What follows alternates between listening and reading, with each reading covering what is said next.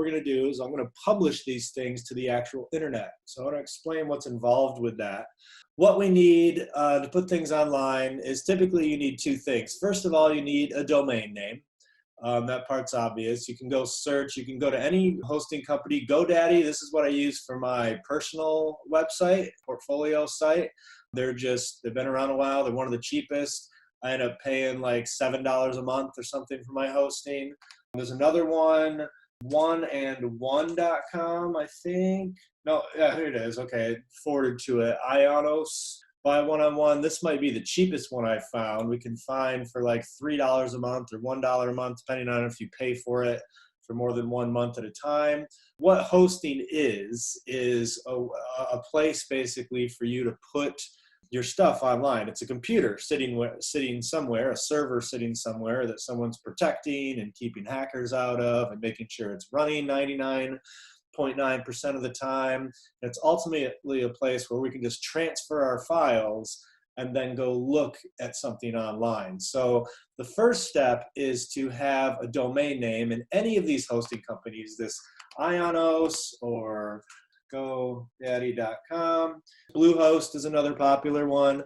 They're all similar. They all just give you a place to be able to upload your files and then attach them to a domain name. So any of these web hosting companies, you can typically go through them to buy a domain.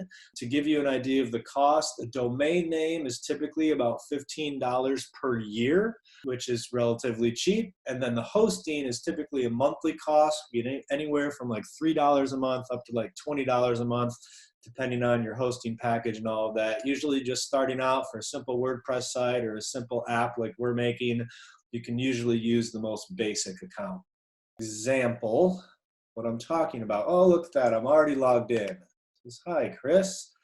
So if I have a hosting account, I can go in and look at my products, and I can see that I've got a couple domains here. Interactive-Guru is my portfolio site, and I've got this web hosting that comes with a cPanel or a control panel. So I'm going to go into manage that. And that opens up. Oh, I need to put my password in again. All right, and I'm signed in, and it's loading my thing here, my primary domain. I want to go to the cPanel admin. Each hosting company is a little bit different, but ultimately you end up at what's called a control panel, which is something like this. It's got a whole bunch of options that lets you deal with files on the server. So this file manager is a way I could go in and look at the files on the server and go inside of them and put stuff, and then I'd be able to look at it online. So I'm going to show you in a minute. But here's where we could deal with different disk usage, databases, all kinds of nerdy things that if you were a webmaster and publishing things online, you'd have to learn about how they work, set up your email accounts, all that different stuff. But for us, once we have a hosting account, so again, you need a domain name, which is roughly $15 a year. You can get that from any hosting company. And then you'll need an actual hosting account that you can go in and put your files on.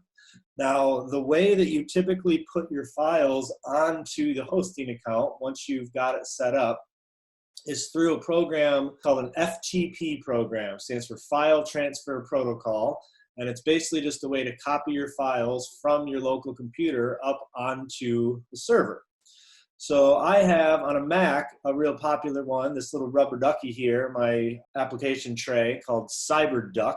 Now I have a couple of different shortcuts here that typically I would have to go into my control panel, go into FTP accounts or FTP connections and set up an account that I could then log into. And that's how it works. It's kind of a security thing that on the server, you need to make sure you have a specific account to be able to log in. I'm going to use my actual account that I pay for my portfolio site, my Interactive Guru account.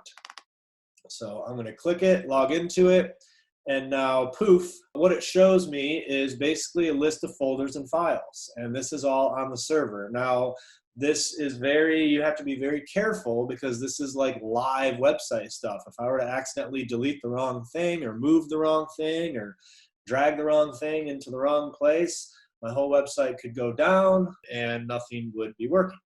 So here in the root, I go inside of this public HTML folder.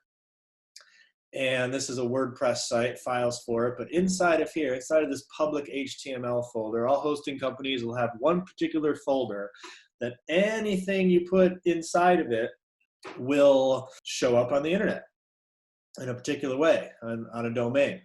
So what I have here is I've got different folders. Like when I want to show stuff off for my clients, I'll go into my clients folder, and I've got different client folders from there. I'm going to make a new folder.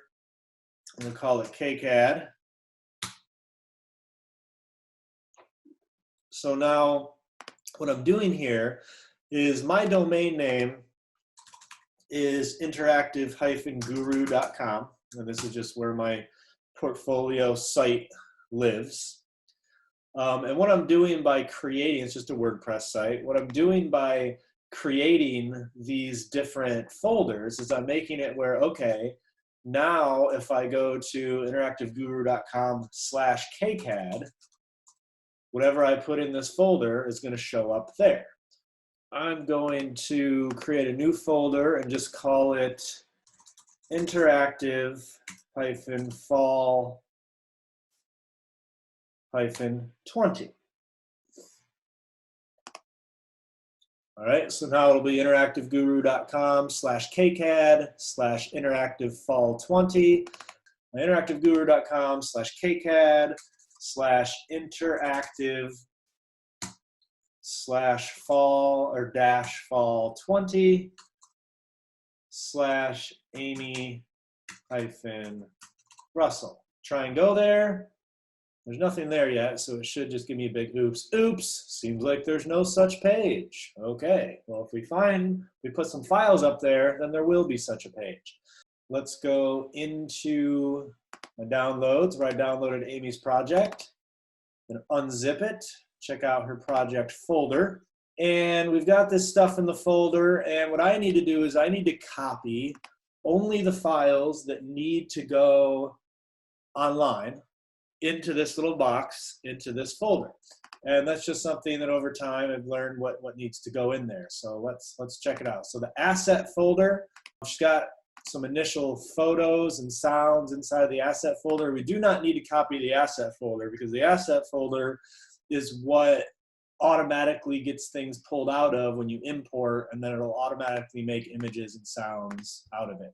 So what we do need, we don't need this, I'm not sure what this PNG folder is. That should probably be in her assets. We don't need the FLA. This is what we actually open with Animate and make changes to. What we do need is the HTML and the JavaScript and the images and the sounds. All right, all of these work together to be able to view what you're looking at. Most of the other stuff is just necessary to edit it and to publish it. The template is used to publish. But these files are what we need. So everything inside, I'm going to peek inside of it. So I'm going to look inside of her images. She's got a preloader.gif in here. That looks pretty cool. And she's got some different images. I'm peeking at the images to look at the size of them. So this bubbles, I think, is, let's see, we've got a background that is 511K. That's pretty good. We've got a bubbles.psd. This does not need to be in there. In fact, I'm going to delete that. Only the images that should be actually published should be in here. So the rest of these, she's got a couple extra in here she doesn't need, but I'm just peeking at the image size right here on all of them to see if anything's too crazy. And everything looks to be relatively good. There's one that's 1 megabyte. This is pretty big.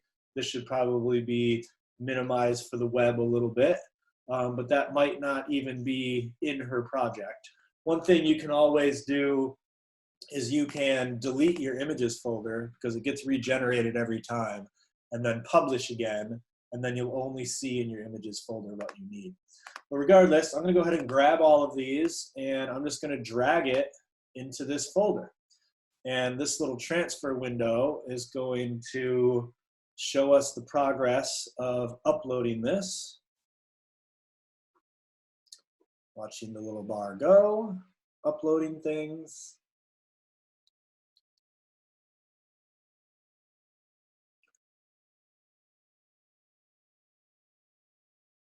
And it's done.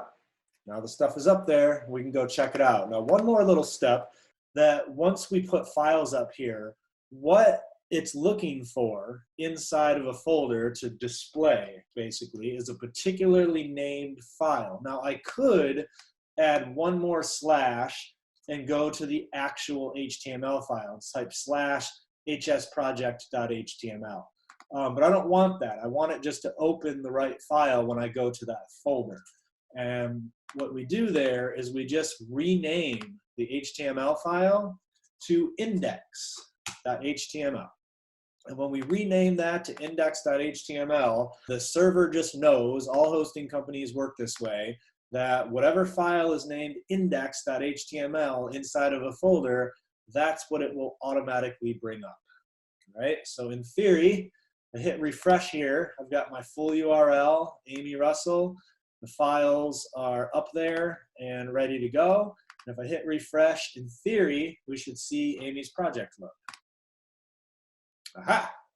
There it goes. So the preloader is kind of not fit right and off, but you can see it happened. It loaded. I move my browser screen around a little bit. You can see, all right, she's got it set up correctly to be responsive. The background cuts off a little bit, but that's okay. She's got a nice background. If I hit refresh again, I'll see that loading for a moment. Not as long as the first time because it should already be cached, but that's what should happen, is you should see a loading screen. Now when I hit refresh, it just opens for a split second because this browser's caching it. Turn this up and I'm going to enter the site. And here we've got our SUP guide 2021. For right now, I just want to kind of see if things are working. Got a little noise there. You can click on all these things. We get some animated info talking about what this stuff is. Go back home. Whoa, got a dog bark at us. Clicking all these things. Very nice. All right, so very nice in terms of everything is working. So you've got some little spin stuff going on here. Whoa. And we've got some beats start to kick as we check out this one.